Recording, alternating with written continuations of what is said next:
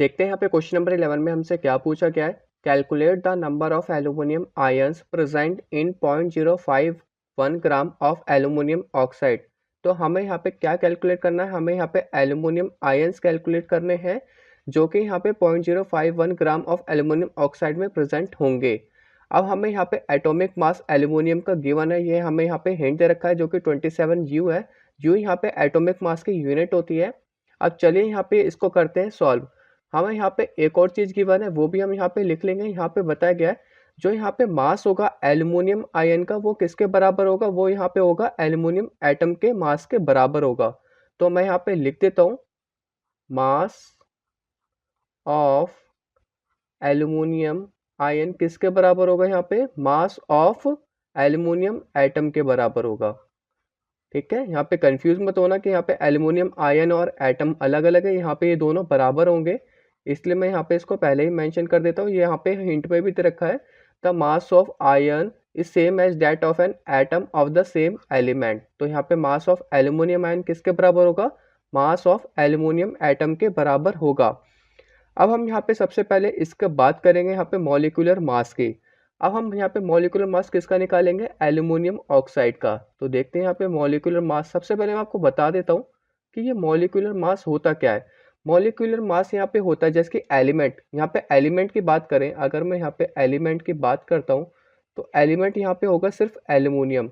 और अगर मैं यहाँ पे एल्यूमिनियम ऑक्साइड ये दोनों के एक साइड की बात करता हूँ तो ये यहाँ पे क्या हो जाता है, कंपाउंड हो जाता है। यहाँ पे दोनों मिलके यहाँ पे क्या हो रहे हैं, कंपाउंड हो रहे हैं एल्यूमिनियम ऑक्साइड मिलके। जो इसका फॉर्मूला यहाँ पे क्या होगा, Al2O3 होगा। ये दोनों यहाँ पे मिलके क्या हो रहे हैं, कंपाउंड बन रहे हैं। अब ये जो कंपाउंड है इसका जब मैं मास निकालूंगा तो इसको यहाँ पे हम क्या बोलेंगे, मॉलिक्यूलर मास बोलेंगे, क्योंकि मैं इसके पूरे का निकाल रहा हूँ।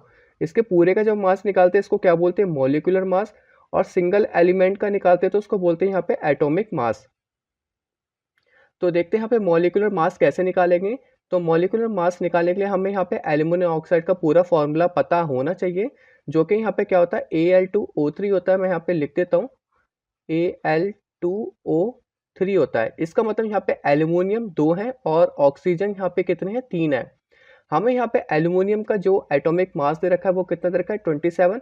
और मैं आपको बता देता हूँ कि ऑक्सीजन का जो यहाँ पे एटॉमिक मास होता है वो यहाँ पे कितना होता है, 16 यू होता है। कितना होता है यहाँ पे, 16 यू। तो इससे हम यहाँ पे इसका पूरा का मॉलिक्यूलर मास निकाल पाएंगे।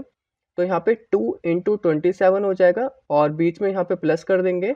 और ऑक्सीजन का यहाँ पे कितना था, 16 था, तो 3 इंटू 16 हो जाएगा। इसको यहाँ पे सॉल्व कर लेते हैं। 27 टू यहाँ पे कितना हो जाएगा, 54 प्लस 16 3 जा 48। और यहाँ पे इनको प्लस करने के बाद जो हमारा यहाँ पे आंसर निकलेगा वो निकलेगा यहाँ पे 102 ग्राम निकलेगा, क्योंकि मॉलिक्यूलर मास यहाँ पे वेट जो निकला है वो हमने यहाँ पे किस में निकाला है, ग्राम में निकाला है। अब इसका मतलब यहाँ पे क्या हुआ, इसका मतलब यहाँ पे हुआ 102 gram of aluminium oxide contains.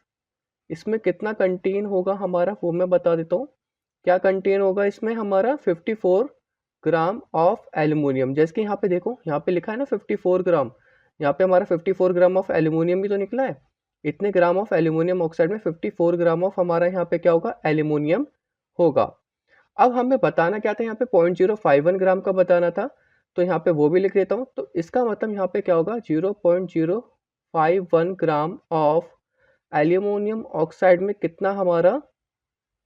कितना हमारा यहाँ पे एल्यूमिनियम कंटेन्स होगा वो हम यहाँ पे देख लेते हैं। तो इसको यहाँ पे सॉल्व करेंगे तो कैसे करेंगे, यहाँ पे 54 डिवाइडेड बाय 102 हो जाएगा और इनटू कर देंगे यहाँ पे 0.051। अब इसको यहाँ पे सॉल्व करते हैं। सॉल्व कैसे करेंगे, ध्यान से करेंगे, यहाँ पे कोई भी हड़बड़ाहट नहीं करनी है। सबसे पहले मैं इसको 3 से डिवाइड कर लेता हूँ। 3 3 से यहाँ पे क्या हो जाएगा, 9। और यहाँ पे 3 4 जा 12। इसका मतलब मैं इसको 3 से डिवाइड किया और यहाँ पे कर लेते हैं 0.0 3 1 जा 3 और 3 7 जा 21। तो यहाँ पे आगे 0.017 आ गया। अब यहाँ पे इसको फिर से डिवाइड कर लेते हैं फर्दर, तो यहाँ पे होगा 0.001। 17 1 जा 17 और 17 2 जा 34। इसको 2 से कर लेंगे तो यहाँ पे क्या होगा, 2 2 जा 4 2 7 जा 14। 27 इंटू 0.001। तो इसका जो हमारा आंसर आएगा वो हमारा आएगा 0.027 ग्राम ऑफ एल्यूमिनियम। तो इसका मतलब यहाँ पे 0.051 ग्राम ऑफ एल्यूमिनियम ऑक्साइड में हमारा इतना क्या है, एल्यूमिनियम है। एटॉमिक मास ऑफ एल्यूमिनियम हमें पहले ही पता था, और यहाँ पे मैं आपको एक और चीज़ बताना चाहूँगा कि यहाँ पे जो मोल ऑफ एल्यूमिनियम एटम्स होता है वो यहाँ पे उसके एटॉमिक मास के बराबर होता है। तो इसका मतलब यहाँ पे 1 मोल ऑफ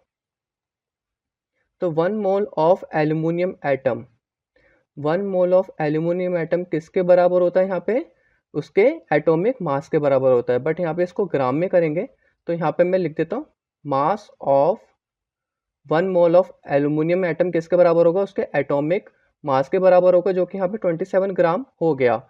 और इसमें कांस्टेंट वैल्यू कंटेन होती है, एंड इट कंटेन्स, आप यहाँ पे एक चैप्टर में पढ़ा होगा, इसकी कांस्टेंट वैल्यू होती है जो कि यहाँ पे होती है 6.022 इंटू 10 की पावर 23, क्या होती है 6.022 इंटू 10 की पावर 23। ठीक है, अब यहाँ पे इसकी बात करें तो यहाँ पे मैं लिख देता हूँ एल्यूमिनियम आयंस की बात हो रही है।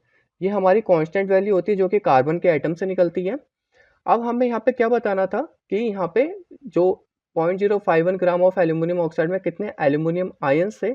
तो यहाँ पे जो हमारा निकला, इसमें जो हमारा एल्यूमिनियम प्रेजेंट था वो हमारा इतना था। तो इसी के लिए हमें एल्यूमिनियम आयंस फाइंड करना पड़ेगा। तो यहाँ पे लिख देता हूँ 0.027 ग्राम ऑफ एल्यूमिनियम आयंस।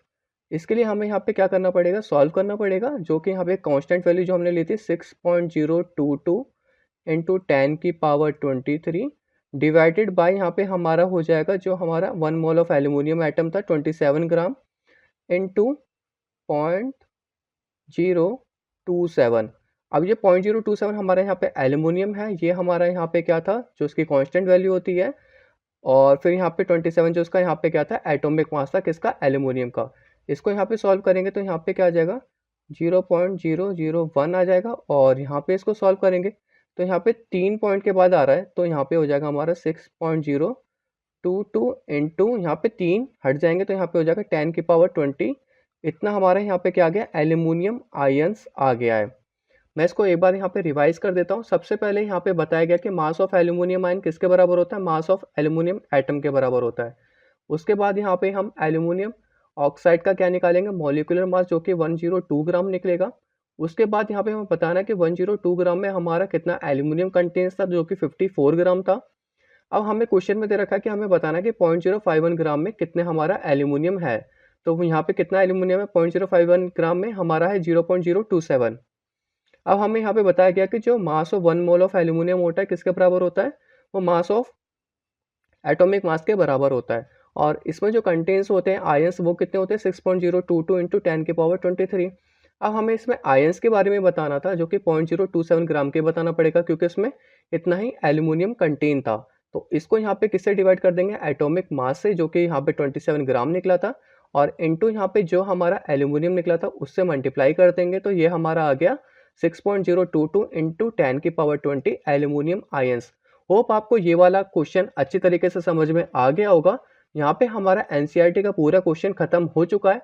अगर आपको अभी भी कोई इसमें प्रॉब्लम रह जाती है तो आप मुझे यहाँ पे कमेंट सेक्शन में कमेंट कर सकते हैं। तो देखते हैं अब यहाँ पे हम नेक्स्ट टॉपिक में क्या कर सकते हैं।